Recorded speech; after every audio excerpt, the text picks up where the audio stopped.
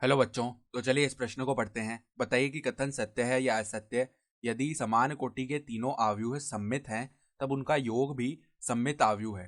तो देखो, हमें बताना है कि ये कथन सत्य है अथवा असत्य। तो प्रश्न में आगे बढ़ने से पहले इस प्रश्न से संबंधित जो मुख्य उदाहरण है उसकी हम चर्चा कर लेते हैं। देखो, मुख्य उदाहरण, यदि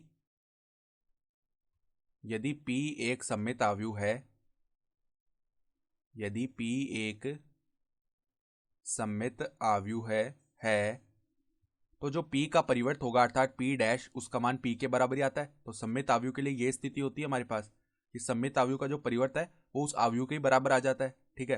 तो अब देखो यहाँ पर मैं क्या बताया हुआ है कि तीन समान कोटि के तीनों आव्यूह जो हैं वो सममित हैं। ठीक है। तो यहाँ पर देखो, माना माना कि A, B व C तीन समान कोटि के सममित आव्यूह हैं। तीन समान कोटि के सममित आव्यूह हैं। ठीक है। तो अगर ए बी और सी सममित है तो इनके जो परिवर्त है वो इन आव्यूहों के बराबर आएंगे, अर्थात ए डैश का मान ए के बराबर आएगा, बी डैश का मान किसके बराबर आएगा, बी के बराबर आएगा, और सी डैश का जो मान है वो सी के बराबर आएगा। तो हमें तो इनके योग के बारे में बात करनी है कि वो सममित आव्यूह होगा या नहीं होगा, ये बताना है। तो इनका योग क्या आ गया, ए प्लस बी प्लस सी। तो ये सममित होगा या नहीं, इसके लिए हम क्या करते हैं, इसका एक बार परिवर्त निकालते हैं। ठीक है।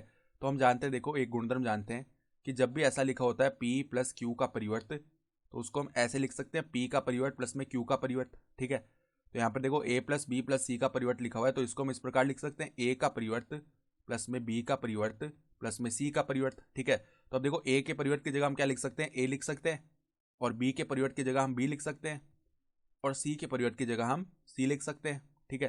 तो हम क्या देख पा रहे हैं कि जब हमने ए प्लस बी प्लस सी इसका परिवर्त निकाला तो वापस यही आ गया, ए प्लस बी प्लस सी।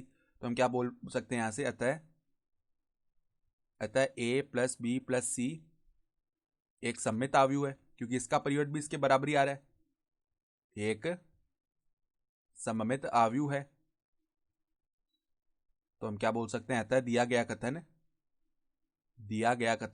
सत्य है। दिया गया कथन सत्य है। ठीक है। तो आशा करता हूं कि आपको ये प्रश्न समझ में आया होगा। धन्यवाद।